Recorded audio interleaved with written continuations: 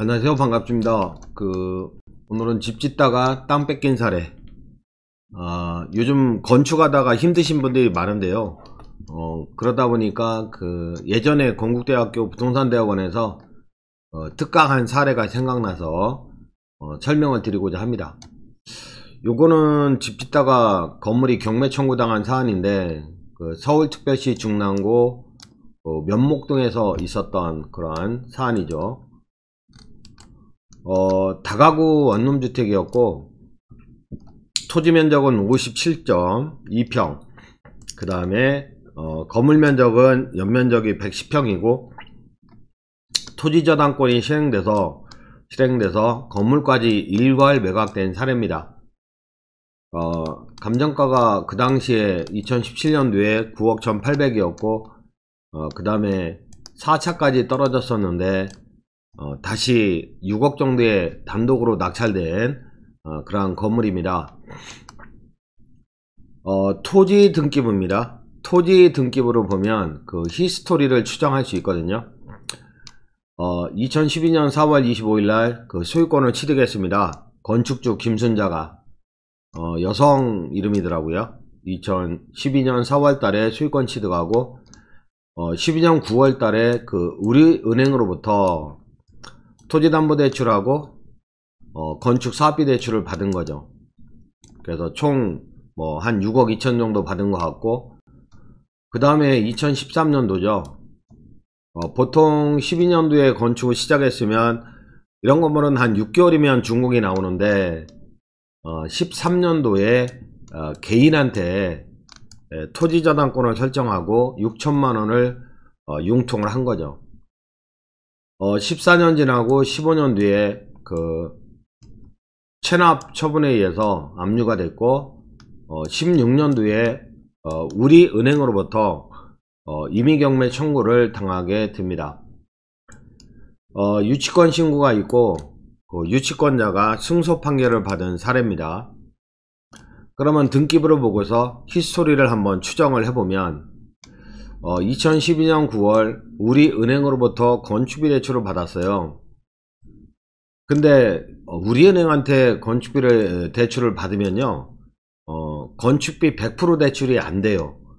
그러다 보니까 일부는 이제 건축 인허가 비용, 설계 비용으로 사용하고 나머지 대출금은 공사업자한테 지불하는데 이게 공사비 100%가 안 되다 보니까 가령 건축비의 50%는 기성구에 따라 지불하고 나머지 50%는 준공 후 지불하기로 약속한다.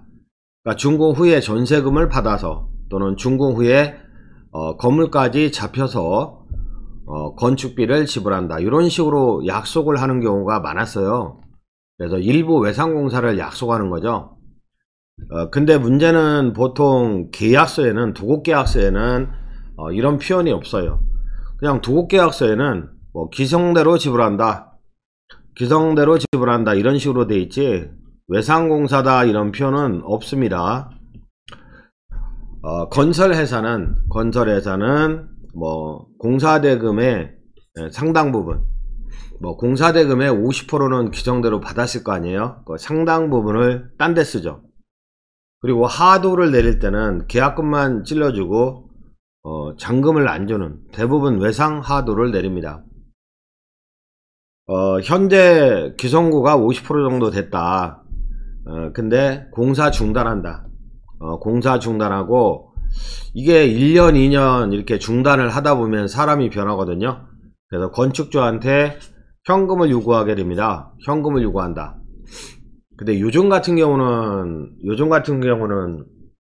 우크라이나 사태 이후로, 그 다음에 리먼 사태 이후로 통화량이 증가함에 따라서 자재값이 한 40% 오르다 보니까 추가공사비를 요구하는 경우가 많죠. 정상적인 업체들도 추가공사비를 요구하고 그러더라고요. 근데 이 경우는 건설 사기꾼이 아예 작정하고 들은 거죠. 계약금 들고 편취하고 공사하다가 말고 장기간 방치하면서 집요하게 속을 썩입니다. 현장 방치를 참지 못한 건축주는 나가라 이거죠. 나가라. 중간타결에 합의를 하게 됩니다. 나가라. 근데 순순히 나가겠어요? 약정서를 써라. 나는 뭐 더 받을 게 있다. 뭐 1억 2억 더 받을 게 있다. 그러면 약정서를 써주고 내보냅니다. 그리고 두 번째 시공사가 나타나는데, 그 두 번째 시공사는요, 시공사 사장이 키 크고 뭐 목소리 아주 힐링하는 목소리고 인상도 좋아요. 원래 사기꾼들의 특징이 그렇잖아요. 그런 두 번째 시공사가 뭐라고 하냐면, 자기가 계약금 1억 정도만 주면 한 달 내로 준공 내 드리겠다, 뭐 이런 식으로 얘기를 합니다. 첫 번째 시공자는 1년 2년 계속 방치하고 있고 돈만 달라고 하고, 근데 두 번째 시공사는 뭐 계약금만 좀 주면 1년 내 이까지 거는 금방 준공을 낸다 하니 이 사람은 선택을 하는 거죠. 그래서 첫 번째 시공사와 중간타들하고 그 두 번째 시공사에게 내가 1억 원을 구할 수는 없고 친구한테 6천만 원을 껐는데, 그래서 저당권을 설정해주고 껐는데 이거 받고 좀 공사 좀 진행해달라. 그래서 두 번째 시공사는 6천만 원을 받고 대원 AI죠. 두 번째 시공사가. 물론 히스토리를 보면 친구한테 6천만 원을 꾸고 자기가 자기가 1억 4천을 융통해서 한 2억을 지불했을 수도 있고요. 근데 두 번째 시공사 대원 AI는 두 번째 시공사 아니면 세 번째 시공사일 것이다. 유치권 행사하고 있거든요, 기록상. 왜냐면 2012년도에 공사에 착수했는데 지금 2017년도에 미준공이고 경매가 나왔단 말이에요. 그러면 첫 번째 시공사가 지금까지 있지는 않을 거라고요. 첫 번째 시공사는 타절에서 나가고 지금 유치권 행사하고 있는 자는 두 번째 아니면 세 번째 시공사일 것이다. 이렇게 짐작이 되는 거죠. 근데 남이 하던 공사를 맡아서 한다고요? 부실업체입니다. 면허 대여하는 부실업체 같은 거죠. 이렇게 두 번째 시공사도 공사대금을 유용합니다. 그리고 대부분 외상으로 하도를 내린 상태죠. 외상으로 하도를 내린 상태입니다. 그리고 도급계약 썼을 때 외상으로 공사를 해주겠다, 뭐 계약금 조금 주면 외상으로 공사를 해주겠다, 그런 표현이 없어요. 그냥 기성대로 지불한다 이렇게 되어 있지. 두 번째 시공사도 공사를 완성하지 않고 현금을 요구하면서 공사를 중단시키죠. 그리고 세월을 보냅니다. 참다 못한 건축주는 두 번째 건설회사를 상대로 나가라 이거죠. 도급계약 해지 및 건물 명도 소송을 제기해요. 나가라. 했더니 피고 건설사는 외상공사 사실을 부인하죠. 판사는 양아치 세계를 모릅니다. 그래서 계약서만 놓고 판단한다고요. 뭐 증인도 내세우고 그러잖아요. 그 증인 말 안 믿습니다.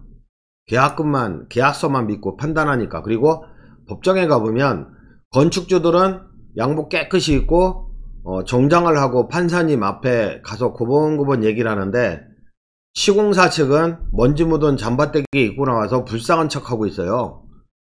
그러면 이 세계를 모르는 판사님들은 건축주 편을 들기보다는 시공사 편을 많이 드는 것 같아요, 경험상. 그리고 우리은행, 건축비 대출을 했던 우리은행은 첫 번째 시공사한테는 유치권 포기각서를 받았거든요. 첫 번째 시공사한테는. 근데 두 번째 시공사는 이게 시공사가 교체된 걸 몰라요. 우리은행은 은행 허락받아서 시공사 교체하는 거 아니니까. 그러니까 두 번째 시공사한테는 유치권 포기각서도 못 받은 거죠. 그러니까 그 유치권에 항변해서 승소 판결을 받게 된 거죠. 계속 점거할 수 있게 되고. 억울한 건축주입니다. 그래서 고등법원에 항소를 했어요. 기록을 보니까 그 상태에서 항소 진행 중에 있는데, 우리은행은 불어난 이자를 체납하고 있는 건축주 현장에 경매를 청구하게 된 거죠. 보통 2012년 9월에 건축비 대출을 했단 말이에요. 이런 것들은 한 6개월이면 준공 나니까 10개월 약정으로 대출을 합니다. 근데 준공이 안 나니까 계속 연장하죠. 2% 금리였는데 연장하게 되면 뭐 8% 달라고 하고, 또 연장하게 되면 12% 달라 하고, 또 연장하게 되면 뭐 20% 달라고 하고, 이자제한법 한도내에서 이렇게 올라가요. 그리고 어떤 경우는 원리금의 일부도 상환하라고 그래요. 원금의 일부도 상환해야 되는 그런 부담을 안게 되거든요. 그러다 보니까 결과적으로는 체납하게 되고 경매 청구를 이렇게 당하게 되는 거죠. 건축주는요, 건축주는 아니 2012년 공사 시작했는데 13, 14, 15, 16, 17 5년 동안 이렇게 속을 썩고 있는 거죠.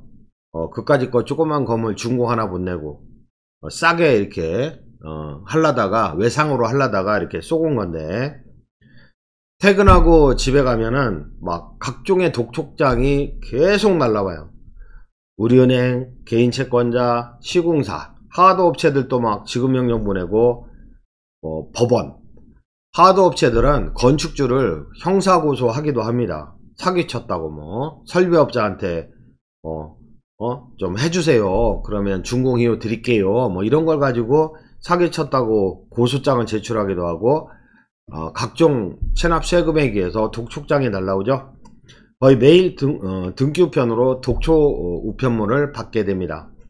스트레스를 많이 받게 되는 거죠.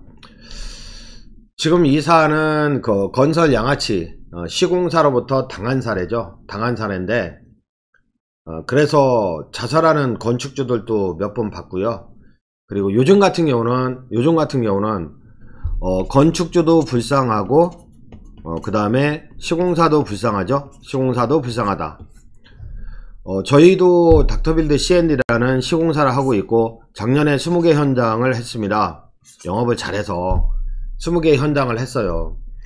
근데 영업이익이라고 해봤자 3에서 5% 정도 되는 텐데, 아니 공사비가 40% 올랐단 말이에요. 그러면 보통의 경우는 추가 공사비를 많이 요구하잖아요. 큰 회사 같은 경우는 추가 공사비를 요구하는데, 저희 같은 경우는 추가 공사비를 요구 안 했어요. 한 건도 요구 안 했어요. 그래서 제가 개인 재산을 팔아서 스스로 감당을 했단 말이에요. 스스로 감당 능력이 되니까 한 거지. 근데 어려운 거죠. 상당히 어려운 거죠. 그리고 추가 공사비를 요구한다 하더라도 이게 쉬운 일은 아니란 말이죠. 속속 가야 되고, 그리고 영업이익까지 요구할 수도 없고, 건축주 입장에서는 공사가 중단돼 있어요. 저희가 사무실 앞에도 그렇고 그 뒤에도 그렇고 다 중단돼 있어요. 뭐 건축주가 뭐 법무법인인데도 뭐 방법이 없는 거죠. 시공사가 못하겠다 하니까. 그리고 준공이 났다 하더라도 분양이 안 되는 거죠. 분양이 안 돼요. 그러니까 상당히 둘 다 어려운 상태입니다. 이런 경우는 주택에 대한 공급이 없거든요. 요즘 서울시내 공급 없어요. 소형주택이든 뭐 중대형 주택이든 공급이 없다 보니까 이거 1, 2년 후에는요, 1년 후에는 이런 경우는 그 집값이 폭등하는 그런 사태가 벌어집니다. 지금 빌라 공급도 없어요. 빌라업자들도 공사 안 하잖아요. 근데 요즘 가로책 정비 사업이다, 뭐 모아주택이다, 정비 사업이 활성화되어 있잖아요. 근데 가로주택 정비 사업은요, 금방 철거 이주합니다. 그래서 뭐 내년에도 철거 이주하는 현장이 엄청 많이 생기는데요. 그 대체주택인 소형주택이 공급이 없어요. 그러니까 소형주택의 폭등이 예상이 됩니다. 개인적으로 볼 때. 즉 멸실주택이 많이 생김에 따라서 이주 수요가 터지면 인근지 집값은 폭등합니다. 그러나 현재는 분양이 안 된단 말이에요. 그러니까 제가 아는 뭐 대학원 후배들도 그렇고 아는 건축업자들이 스스로 생을 마감하는 자살하는 그런 경우를 요즘 본단 말이에요. 왜 그러겠습니까? 미안하니까 자살하는 거죠. 누구한테? 돈 꽂잖아요, 은행한테. 근데 저축은행 같은 경우는요, 일부 저축은행은 거의 사채업자죠. 사채업자. 빚 갚으라고 막 이렇게 지랄을 떠는데, 지랄을 떨면서 막 금리도 엄청나게 올려버려요, 연장할 때. 그러면 여러분들은요, 혹시 이런 건축주가 있다면요, 금리 올리라고 연장하면서 그러면 경공매 쳐라. 나 못한다. 그러면 작년에 건축비 대출이 한 5%였단 말이에요. 그러면 한 6%만 올려요. 뭐 12% 올려달라고? 웃기고 자빠졌네. 못한다고 하세요. 못한다고. 나 6% 하면 이자 내겠다. 그러면 연장을 해줘요. 연장을 해준단 말이야. 근데 은행에서 요구할 때는 막 8% 12%로 막 요구한단 말이에요. 연장할 때는. 그런 경우를 응하면 안 됩니다. 건축주 여러분 감당이 안 되잖아요. 근데 기존 금리에서 약간만 올리게 된다면 감당하실 수 있잖아요. 이렇게 올해 연말까지 견뎌 나가셔야 됩니다. 아니 이런 일 가지고 자살할 일이 뭐가 있습니까? 그냥 날려버리면 되지. 제발 죽지 마시고요. 건축주 여러분 힘내시기 바랍니다. 조만간 집값 올라갑니다. 그리고 부장도 잘 되실 겁니다. 이상입니다.